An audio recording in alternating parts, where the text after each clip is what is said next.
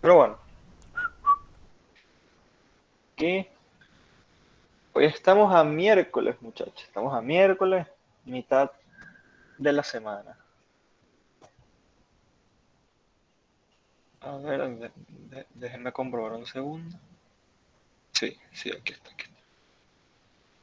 Bueno, vamos a ir pasando la lista para comenzar con nuestro contenido de hoy.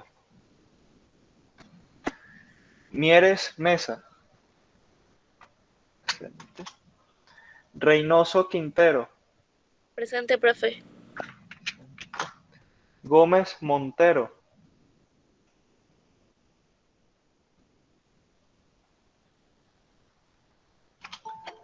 Altuve Ramírez.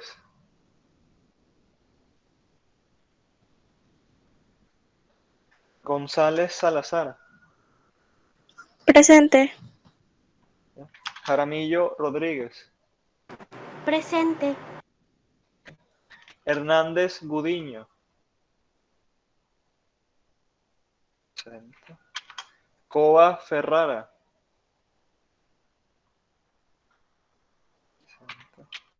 Hernández Barrios. Bustamante Zamora.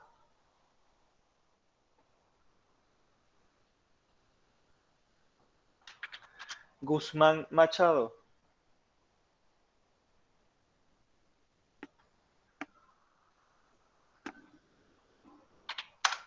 Montilva González.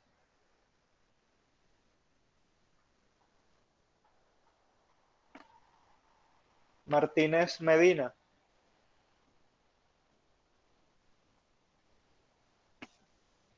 Rodríguez Pineda.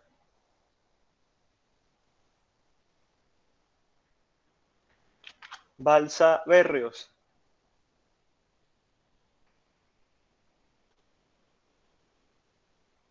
Rosales Pernia.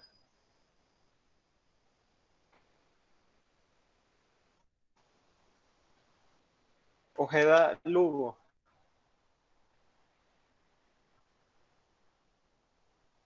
Abreu López. Presente. Martínez Arellano. Presente, profe. Y Roa Ron. Presente. Vale. Uno, dos. Hay dos aquí. Vale. Muy bien, vale. Eso sería todo en cuanto a la lista del inicio. Entonces, podemos dar inicio a nuestra clase hoy. Entonces, vamos a compartir pantalla.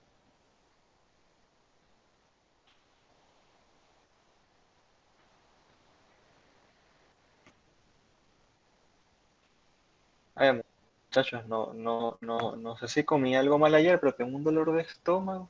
Ni se imaginan. Aquí. Muy bien. Eh, Antes de comenzar con el tema, me gustaría hacer una aclaración y es que a partir de hoy comenzaremos con nuestro tercer contenido.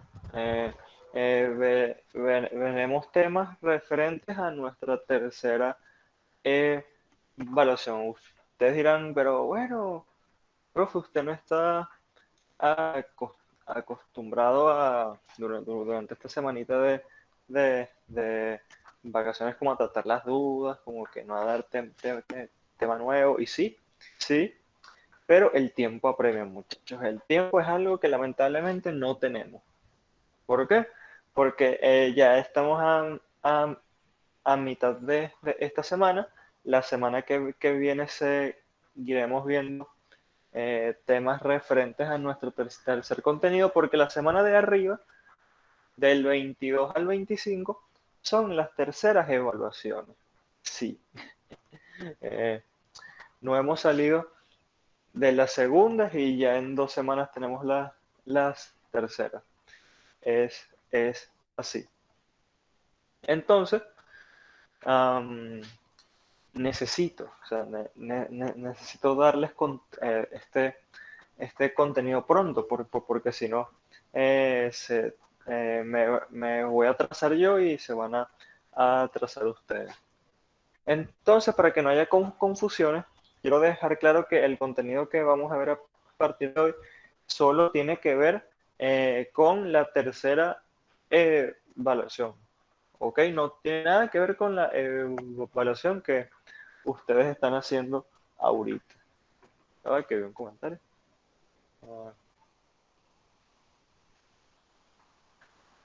Pero si son elecciones, profe, no se supone que esa semana no hay clases. Yo tengo entendido que sí hay.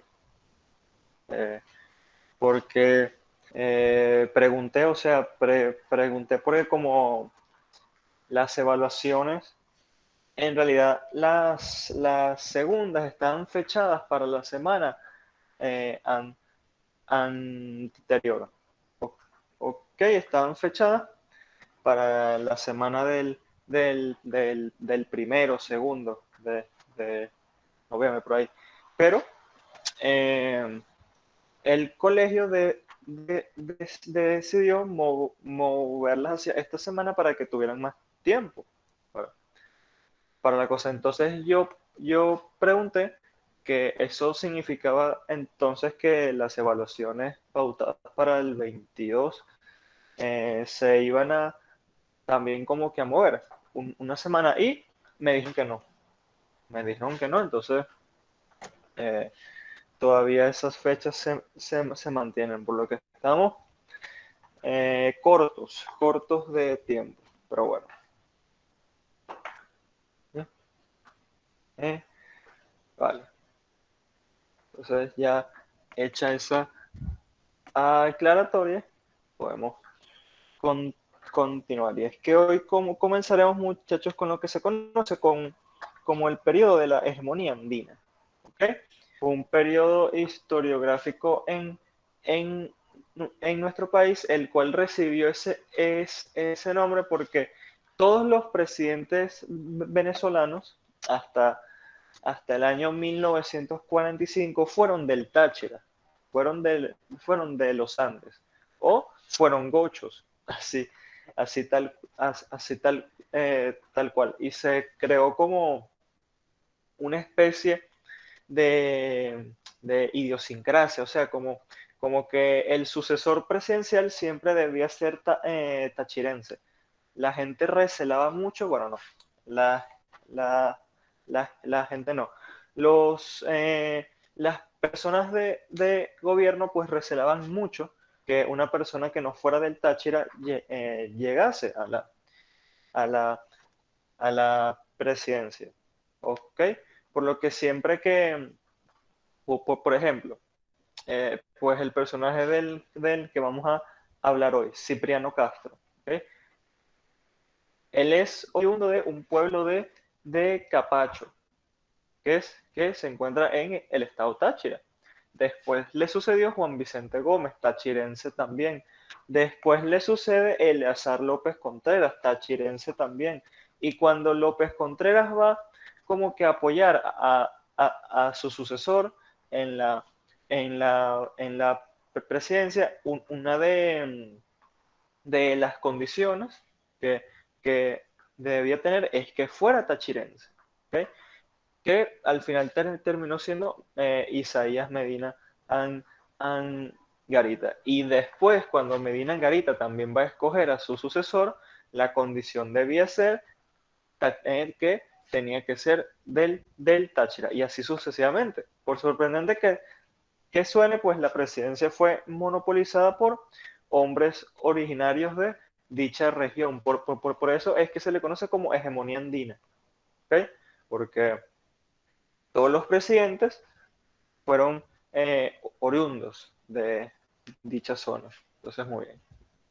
Vamos a ir comenzando. Y recordando un poco lo que habíamos visto en la clase anterior, recuerden que trabajamos con esos últimos momentos del liberalismo amarillo post Guzmán Blanco.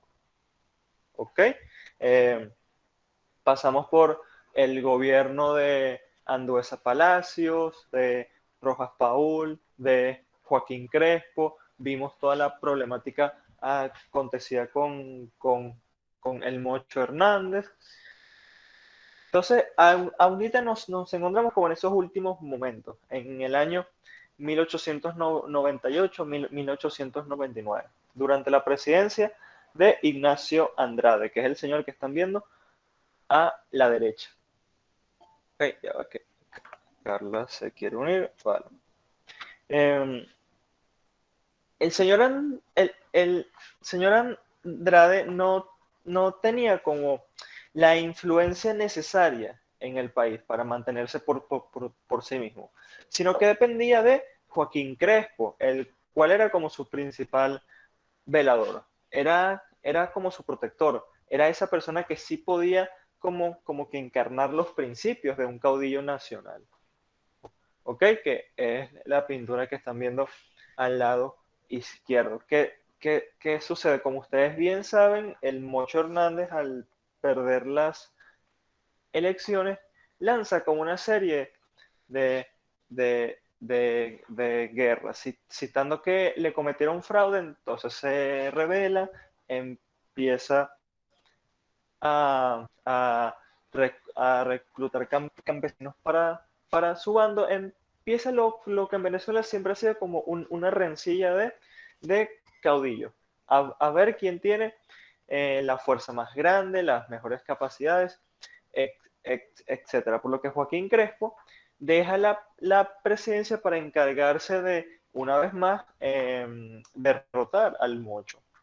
Y escoge a Andrade como para tenerlo ahí, como para decirle, mira, cuídame la presidencia, nadie te va a hacer nada porque yo soy el caudillo nacional y simplemente pues espera a que yo derrote a este tipo para entonces yo regresar triunfante.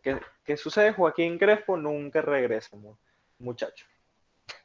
Joaquín Crespo nunca regresa, sino que es muerto en un combate contra el Mocho. Y es lo que sucede. ¿Qué es lo que sucede una vez que se sabe la muerte de Joaquín Crespo? Bueno, lo que comúnmente se conoce como un vacío de poder. ¿Ok? Joaquín Crespo ocupaba un espacio que mantenía como a los demás caudillos a raya. Como, ya va, comentario. F por Joaquín. Ah, buenos días, profesor. Disculpe la demora. Mira, colocaron el nombre Sofía Camila Bustamante, ¿vale? Perfecto.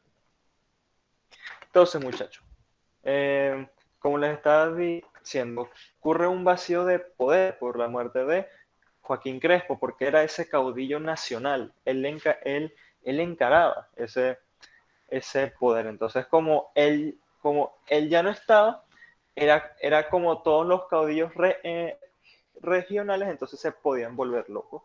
Se podían volver locos porque ya no existía esa autoridad, ese árbitro nacional que encaraba el, el, el caudillo. Por lo que Andrade viene un poco en aprietos, por así decirlo, decide intentar hacer su propia política.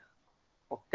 Empieza como a desmarcarse, empieza como a ser más independientes, pero uno de los errores, muchachos, uno de los errores que comete es querer reformar la Constitución, por así decirlo, en donde básicamente pretendía reorganizar político administrativamente el país. Quería cambiar la cantidad de los estados para la federación. Quería, quería también como que liberarse de esa influencia de los militares crepistas mediante un llamado hacia las elecciones, y eso causa descontento, muchachos. Eso causa descontento Y eso es aprovechado por un hombre que se encuentra exiliado, ¿ok?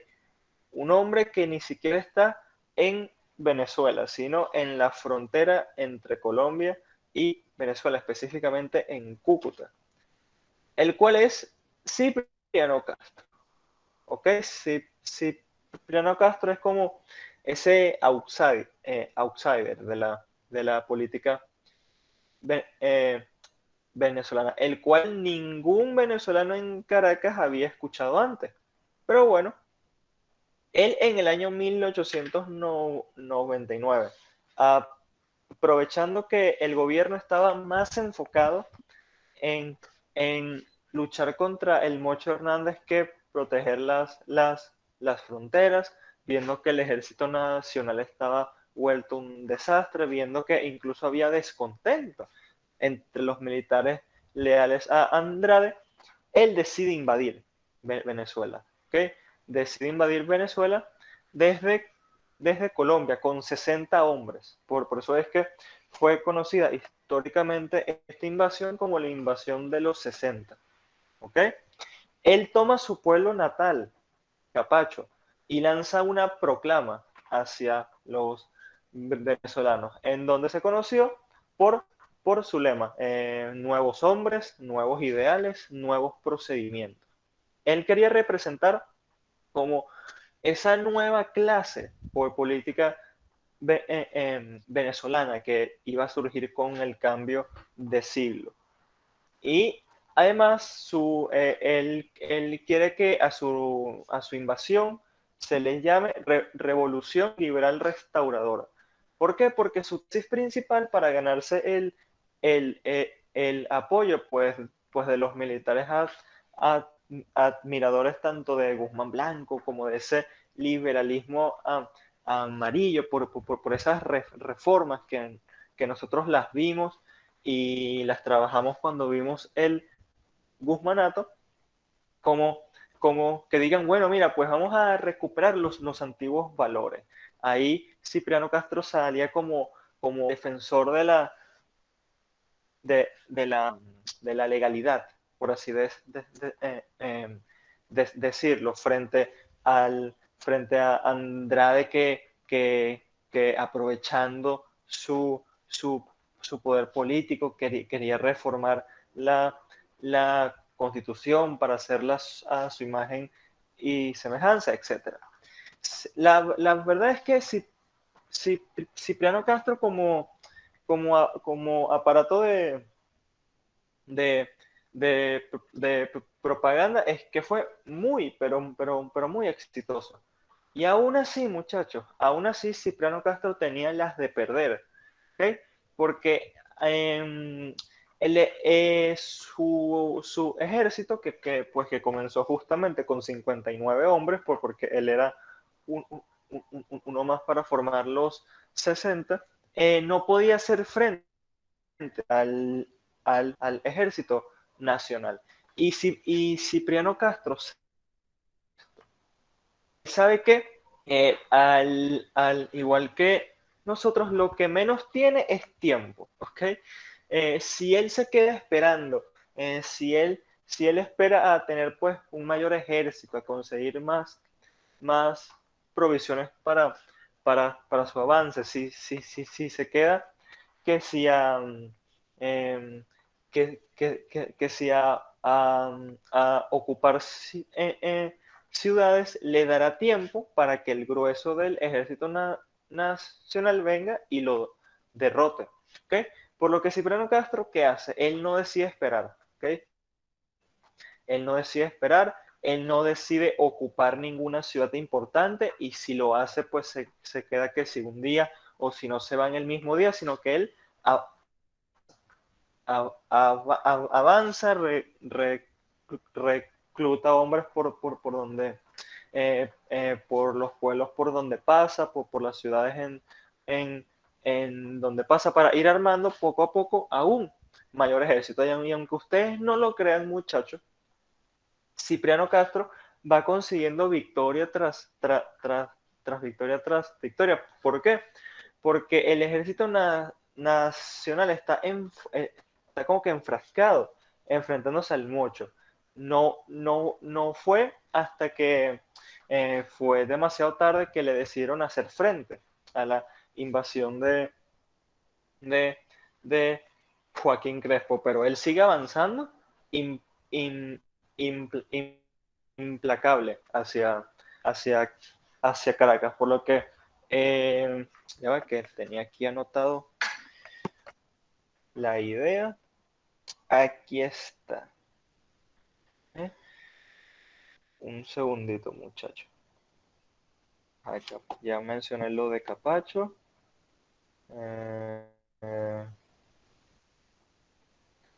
aquí está incluso, muchachos, incluso Castro se alía con el Mocho. O sea, el mayor crossover de nuestra historia. Entonces, claro, con los hombres tanto de Castro como del Mocho, por fin ya se sentía lo suficientemente fuerte como para iniciar ese avance final hacia la capital. Es cuando el gobierno se pone las pilas, ¿okay? Es cuando el gobierno se pone las pilas y dice, no, mira, hasta aquí va a llegar Castro. Y le plantan cara en la localidad de Tocuyito, por lo que la batalla en que, que sucede recibe el nombre de la batalla de Tocuyito, que aunque ustedes no lo crean, Cipriano Castro gana, ¿okay? Es en inferioridad numérica, ¿okay? Tenía menos equipo que el ejército nacional, sus hombres ni siquiera iban con zapatos, caminaban descalzos, mientras que el ejército nacional tenía más hombres, mejor equipamiento, etcétera. Pierden. Es una absoluta derrota para el gobierno, por lo que después cuando se tienen noticias, Ignacio Andrade huye. Cuando apenas le llegan noticias de que no, mira, perdimos la batalla en Tocuyito, él decide irse, ¿okay?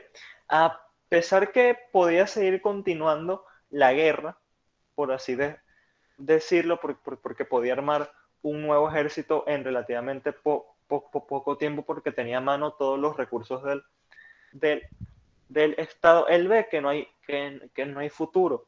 Incluso los mismos generales empiezan como que a darle la espalda. Por lo que él, viéndose abandonado tanto por sus partidarios como por otra gente de su confianza, decide irse del país hacia el exilio. Esto deja a Cipriano Castro prácticamente pues el camino libre para tomar Caracas, entrando en la capital el 23 de octubre del año 1899. La revolución liberal restauradora había triunfado y sería la última vez, muchachos, sería la última vez que un caudillo conquistaría la capital. ¿Okay?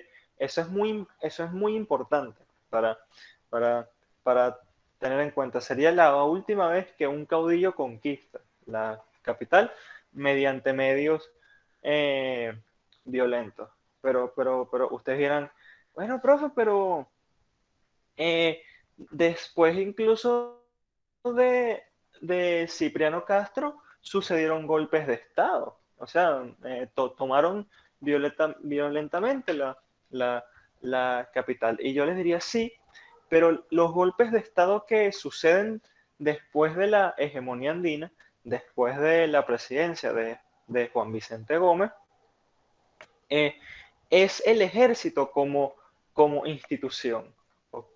¿Ok? No es el deseo de un caudillo nacional, sino que es el ejército venezolano quien decide dar esos golpes de Estado y no conquistan la capital, por así decirlo, simplemente toman el control. No es como, no es como Antonio Guzmán Blanco también cuando toma la capital en su revolución de abril, por ejemplo. Entonces sería la última vez que un caudillo nacional conquista por medios violentos la, la capital. ¿Okay?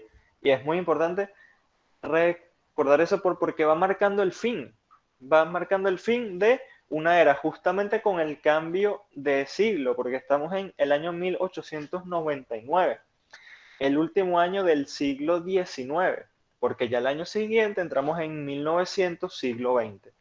Entonces, justamente, muchachos, con el cambio de siglo en, en Venezuela no solo se cambia de, de años, sino que se cambia la forma de hacer política en, en el, en el país. Es literalmente el fin de, de una era, es el comienzo del fin, tanto del caudillismo como de la figura del caudillo en Venezuela. Entonces, bueno, vamos a pasar para acá. Y ahora muy bien, ahora sí podemos hablar de el gobierno de Cipriano Castro, que muchachos, no fue para nada fácil, ¿oyó? No fue para nada fácil. Si el gobierno de Cipriano Castro sería desde el año 1899 hasta el año 1908, alrededor de 9 años. Y serían uno de los 9 años más complicados del, del, del país. Bien. Una vez más, hay que mencionar el lema con el que el gobierno de Castro quería ser tanto recordado como para dar a conocer a la población general cuál iba a ser el plan de acción a seguir, el cual era nuevos hombres, nuevos ideales, nuevos procedimientos. Es decir, la antigua clase política aquí ya no va a estar más. Vamos a venir con nuevas ideas y nuevos pasos para gobernar en, Venezuela. ¿Okay? Se liberan los presos políticos de Ignacio Andrade, se cambian ciertas leyes, pero incluso así Castro tendría sus propios prisioneros políticos, como cualquier caudillo dictador ve, ven, venezolano. Y Castro es justamente eso. Él empieza a ejercer un autoritarismo sumamente, eh, por así decirlo, fuerte, ¿ok? Él no da pie para que otras personas duden de su autoridad. Por lo tanto, tiene que hacer frente a diversas rebeliones e invasiones. Uno de los primeros que se les reveló, aunque ustedes no lo crean, es el Mocho Hernández. Es el Mocho Hernández porque al estar aliado con este Castro, pues Castro le había prometido, no, sí, después de tumbar a, a, a Ignacio Andrade, pues voy a llamar a elecciones libres. ¿Okay? Castro se niega, los mochistas se vuelven como que a iniciar esa guerra interna, pero al final son derrotados. Castro es quien pone fin al Mocho Hernández y a su rebelión, fusilando a algunos, otros terminan en la cárcel y otras personas simplemente se van al exilio, específicamente a Colombia o algunas islas del Caribe. Entonces, esa es como la primera gran rebelión a la que tiene que hacer frente Castro, pero no será la última. Alguien modifica la constitución, los venezolanos. ¿Y qué pasó con el Mocho? Murió de viejo, murió de viejo, por sorprendente que suene. Castro no quería tocarlo, porque era una figura como muy popular. Él no quería que fuera convertido en mártir. Y entonces simplemente pues lo deja quieto y al final muere de viejo, tiempo después. Entonces, ese es como el final para el Mocho. Pero bueno, muchachos, tal como les dije, esa no es la primera vez que Castro se tiene que hacer frente a una rebelión, porque 2 años después, en el año 1901, Castro se enfrenta a una invasión del general Carlos Rangel, el cual eh, era como un adepto, era fiel tanto al mocho como a sus ideas, por lo que decide dar una invasión justamente desde el Táchira, ¿ok? Justamente el mismo camino que siguió Cipriano Castro para llegar a, a Caracas. Pero la invasión no, como que no duró mucho, ¿ok?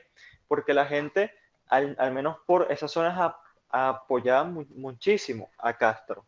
Por lo que simplemente esta invasión fue como que derrotada y, y Rangel fue expulsado del país, no volviendo a invadir Venezuela. Aquí, aquí muchachos, es cuando Castro ya ha vencido sus enemigos internos, empieza como que a afianzarse en el poder. Y lo hace a la sazón de cualquier presidente venezolano promedio. Lanza una reforma constitucional, que es la reforma del año 1901, en donde el apartado más importante que se modificaba era que anulaba la autonomía de los estados. ¿En qué sentido? Que antes, para que un presidente emplazara tropas federales en cualquier estado venezolano, necesitaba el permiso del gobernador de, de ese estado. Castro anula eso. Anula y dice, el gobierno federal tiene absoluta potestad en donde quiera emplazar tropas de la República, así tal cual, así tal cual. Esto se ve como una nueva afrenta hacia los valores de ese liberalismo amarillo, por lo que en el año 1902 y 1903 Castro vive la peor rebelión a la que se ha enfrentado, ¿ok? La cual es la Revolución Libertadora, dirigida tanto por el caudillo militar y banquero Manuel Antonio Matos, ¿ok? Manuel Antonio Matos para esa época es como si habláramos de Donald Trump ahorita, ¿ok? ¿En qué sentido? En que el hombre era excesivamente rico. Era un hombre de las bienes raíces, de las finanzas, del banco. Era el hombre más rico del país para, para la época. Y por eso es que fue muy difícil para Castro enfrentarse a él. ¿Por qué? Porque con todo ese dinero armó un ejército de mercenarios, compró hasta barcos de guerra, para tumbar a, a, Cipriano Castro. Y además se había aliado con las compañías extranjeras. ¿Por qué? Porque Cipriano Castro había seguido un discurso nacionalista, en el sentido que decía Venezuela para los venezolanos. Castro se había negado a pagar la deuda externa, cosa terriblemente mal, porque tanto los acreedores internacionales, nosotros les debíamos muchísima plata para, para ese entonces. ¿Cuál fue la excusa del presidente Castro? Él se negó a pagar la deuda externa porque esos préstamos eran de gobiernos anteriores, no del suyo. Y por lo tanto, él no estaba obligado a pagar por los que otros habían pedido. Y simplemente dice, ya Venezuela no va a pagar más su deuda externa. Como se podrán imaginar, esto le molestó muchísimo, muchísimo a las, a las, a las potencias. Y sucede lo impensable, muchachos. En el año 1902, Reino Unido, Alemania Italia, que eran como los acreedores con los que más teníamos deudas, deciden bloquear Venezuela. Lanzan un bloqueo naval, el primer y único bloqueo naval que hemos tenido como nación. Ningún barco podía comerciar con nosotros hasta que decidiéramos pagar la deuda externa. Y la imagen que están viendo al lado izquierdo es una representación gráfica de buques de guerra alemanes en el puerto de La Guaira. Así, así tal cual. También estaban en Puerto Cabello, en Puerto La Cruz, en Maracaibo, en la mayoría de los puertos principales para como que obligarnos a retomar el pago de deuda. Y aquí ocurre algo sumamente maravilloso, muchachos. Esta es una anécdota que les tengo.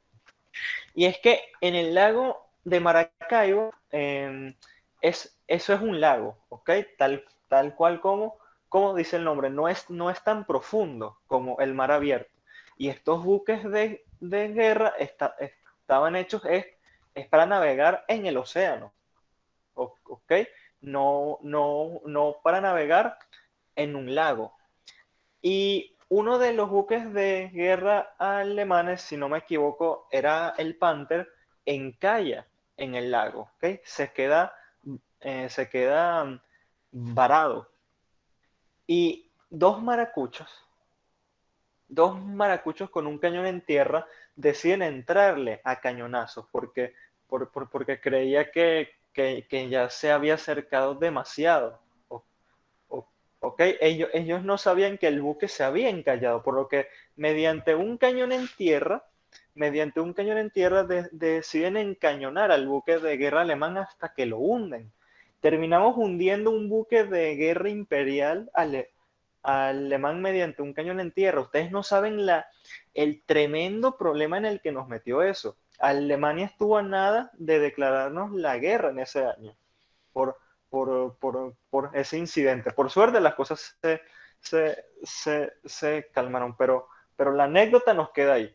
Como dos maracuchos en tierra con un cañón que lo más seguro ni siquiera era de lo más tecnológico, terminó hundiendo un buque de guerra de una de las principales naciones del mundo. O sea, es una anécdota que se nos va a quedar para, para, para siempre.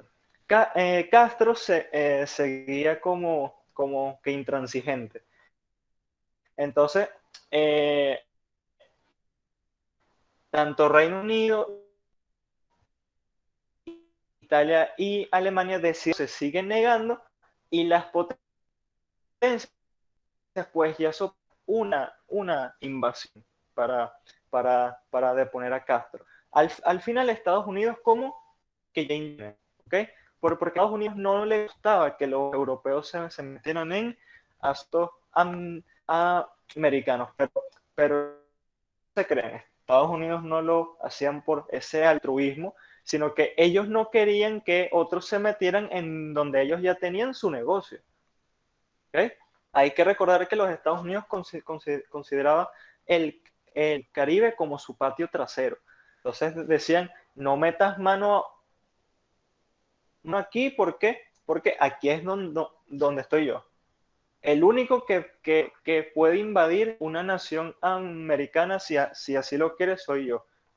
Tal como sucedió en Costa Rica y tal como sucedió en Haití, que fueron por los Estados Unidos. Entonces, claro, Estados Unidos ya dice, no, mira chicos, pero vamos a calmarnos, vamos a tener una organización, vamos a hablarlo como personas civilizadas. ¿Ok? Sucede una, una conferencia en donde el embajador estadounidense, pues emplazado aquí, funge como agente neutral y al final se acuerda diplomáticamente que Venezuela reanude el pago de su deuda, pero mediante plazos. Mediante plazos, en vez de obligarle a pagar todo de golpe. Eh, el, pues el bloqueo termina, tanto los buques de guerra alemanes, ingleses, italianos deciden retirarse, y Castro vende esto como una victoria nacional. ¿Ok? Pero las compañías comerciales se habían quedado como que un poco picadas, y es por eso que surge la rebelión de Matos, y la llama justamente libertadora. ¿Por qué? Porque buscaba establecer los principios tanto de libertad política y de libertad eh, económica. Y antes de continuar, porque vi varios comentarios, eh, Alemania ya iba a ser la Primera Guerra Mundial antes de tiempo, sí, contra nosotros. Eh, entonces, bueno. A ver, no hay más comentarios así. No, ok. Vale. Entonces, muchachos, este banquero, Antonio Matos, decide rebelarse contra Cipriano Castro. Incluso logró levantar, ¿ok? Logró levantar un ejército de 12.000 hombres, conocido como el Ejército Libertador, así tal cual. Eh, Obviamente una cantidad enorme, pues en comparación de, de un particular. Pero Castro, a pesar del bloqueo, a pesar de esta guerra civil entre él, el Mocho, eh, la revolución libertadora de Matos, etc., él triunfa en todos lados, derrota militarmente al Mocho, derrota militarmente a Matos, pues el bloqueo naval termina, y Castro para el año 1904 se siente lo suficientemente fuerte, tanto sus enemigos políticos se encuentran muertos, en prisión o exiliados, por lo que decide lanzar una nueva reforma constitucional para el año 1904, en donde aumenta su poder. ¿Cómo? Bueno, antes habían 20 estados en el país. Bueno, pues este número fue reducido a 13 para, para así mantener como un mayor control en cuanto a los estados del país. Además, establece que el presidente debe mantenerse siendo elegido mediante el voto indirecto, ¿ok? Para que así se aseguraría que sus representantes siempre fueran escogidos tanto para el Congreso como para el Senado. Y además, aumentar el periodo presidencial a 6 años. Listo. Todo esto básicamente pues aseguraría, ya va, que esto está sucio, aseguraría el control de Castro sobre el país. Pero muchachos, aquí, aquí, eh, la, la traición, quien verdaderamente tumbaría a Castro, sería una persona de quien menos esperaba. Su propio amigo, así tal cual como están escuchando, su propio mejor amigo. Y es aquí cuando entra Juan Vicente Gómez. Y son los que están viendo en pantalla. Cipriano Castro es el que está sentado y Juan Vicente Gómez es el que está de pie al lado izquierdo. Ellos dos eran lo que se conocían como compadres. ¿Okay? Juan Vicente Gómez había acompañado a Castro a su exilio en el Táchira. ¿Okay? Y había sido nombrado vicepresidente cuando Castro logra el, el poder. Pero en el año 1907 empieza a haber rumores, las malas lenguas dicen que Juan Vicente Gómez quiere quitarle la presidencia a Castro en una rebelión que justamente se conoció como la Conjura. ¿Ok? Castro, como a modo de neutralizar este hecho, decide retirarse de la presidencia. Cosa que ustedes dirán, pero bueno, profe, ¿cómo va a proteger su presidencia si termina renunciando? Ya van a ver. Ya van a ver. Y como obviamente el vicepresidente era Juan Vicente Gómez, pues Juan Vicente Gómez queda como presidente encargado. ¿Qué sucede? Castro se retira hacia la ciudad de La Victoria, un fuerte castrista, el cual estaba siendo gobernado por un general amigo suyo. Y desde esa hacienda, desde esa ciudad, lanza otra proclama hacia los venezolanos, la cual fue titulada como Ofrenda a la Patria. ¿Por qué? Porque enumeraba todos los logros que había hecho por Venezuela, la derrota del bloqueo naval, las diferentes reformas constitucionales, de defender la soberanía venezolana y todo lo que ustedes pudieran imaginar. Lo que buscaba Castro era que la gente clamara por su regreso, tal cual como sucedió.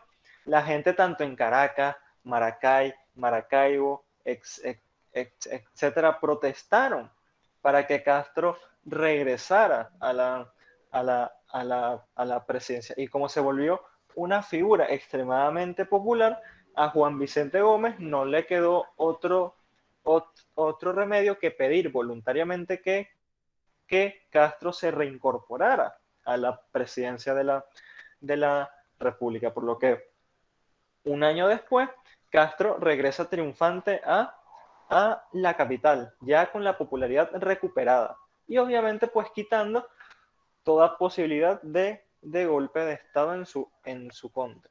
Ya va que, déjame ver si no hay comentarios, ¿no? ¿Sí? Pero no todo puede ser color de rosas, muchachos, ya que Castro ya es un hombre viejo, ¿ok? Ya, ya está entrando en una etapa donde se siente cada vez más cansado y además es quejado por un mal. ¿Okay? Tiene que operarse del estómago, si no me equivoco. No me acuerdo muy bien cuál era su condición, pero era grave. Y debía una vez más como que retirarse de la presidencia, porque no lo podían operar aquí.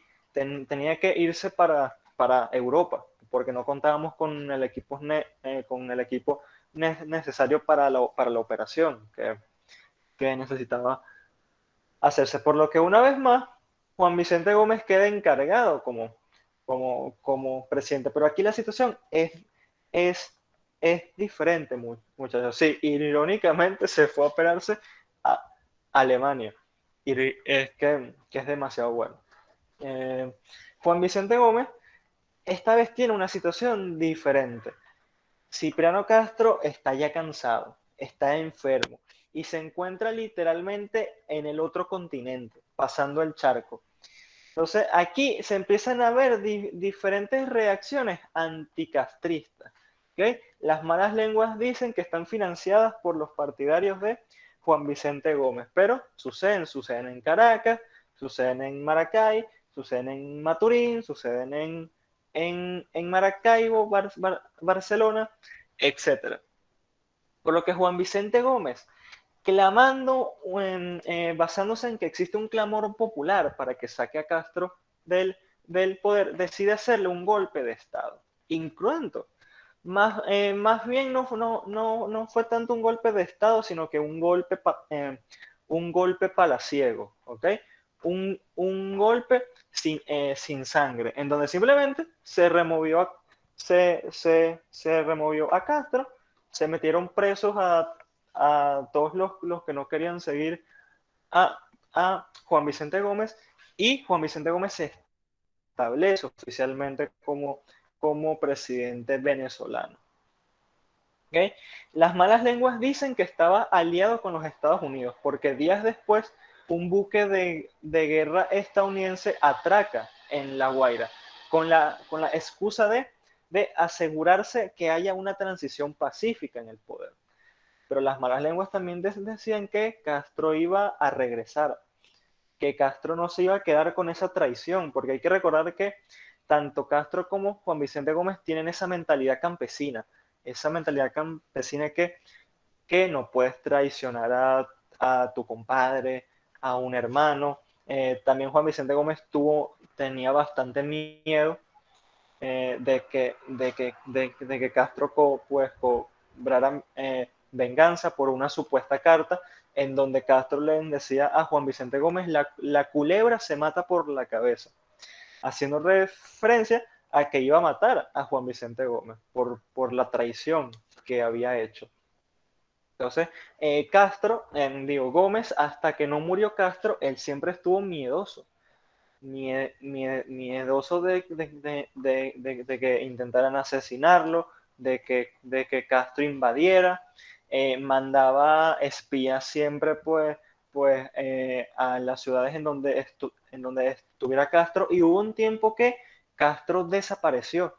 Ni los espías de Gómez ni nadie sabía en dónde se encontraba, y Gómez estaba todo terrible, pues él estaba incluso paranoico de que en una playa, en el mismo Táchira, iba a reaparecer Castro, pero bueno, al final como que apareció, no se supo bien por qué estaba así desaparecido, pero bueno. Castro realmente no tiene una intención clara de invadir el país, sino que se retira, se queda en Alemania y por Europa hasta que muere. Muere por su condición física, pues. Y ya Juan Vicente Gómez se consolidaría en el poder, comenzando una de las dictaduras más largas que ha tenido nuestro país.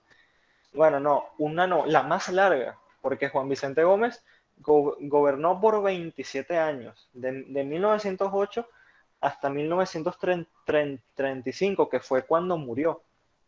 Y bueno, pero eso lo veremos en la siguiente clase. Por lo que aquí, para ya finalizar, encontré un meme buenísimo en donde dice: compadre, le di un golpe de estado, tranquilo, vale, yo hice algo peor. ¿Qué cosa? Confía en ti, compadre. Así tal cual. Muy dramático, muy dramático esta, esta, esta situación. Entonces, literal, vamos a hacer para romper el récord. No quede así, sí. Pero bueno, esto sería ahora sí todo por la clase de hoy. ¿Hay alguna duda, pregunta, intervención que quieran realizar? No, profe, ninguna. Vale. Muy bien.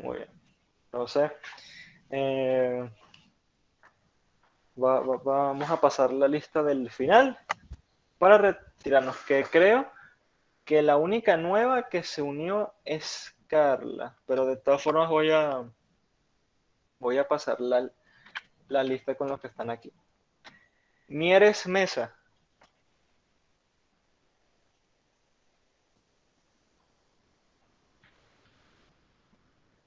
Reynoso Quintero, Altuve Ramírez, González Salazar, Presente. Jaramillo Rodríguez,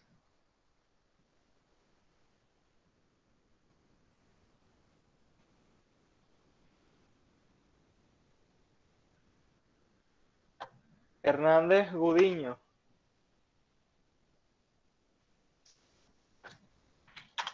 Cova Ferrara,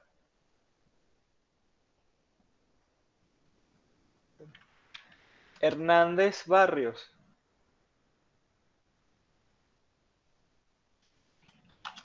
Guzmán Machado,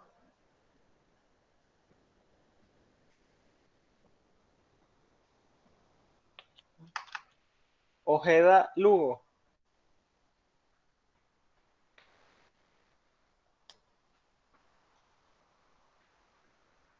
Abreu López, Martínez Arellano, Presente. Roa Ron.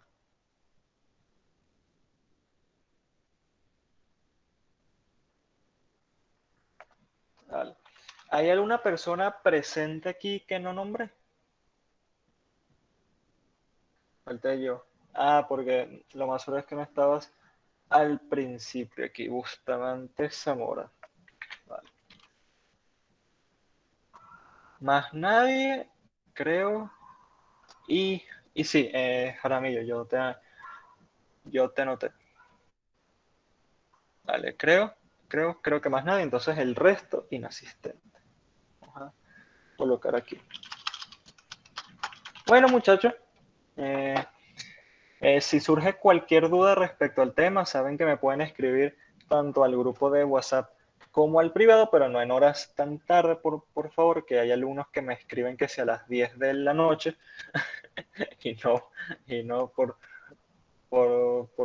favor, ustedes no hagan eso. Eh, entonces, bueno, eh, eso sería todo por esta clase de hoy. Eh, Les deseo un feliz intermedio de semana y nos vemos el día miércoles. Chaito. El día viernes.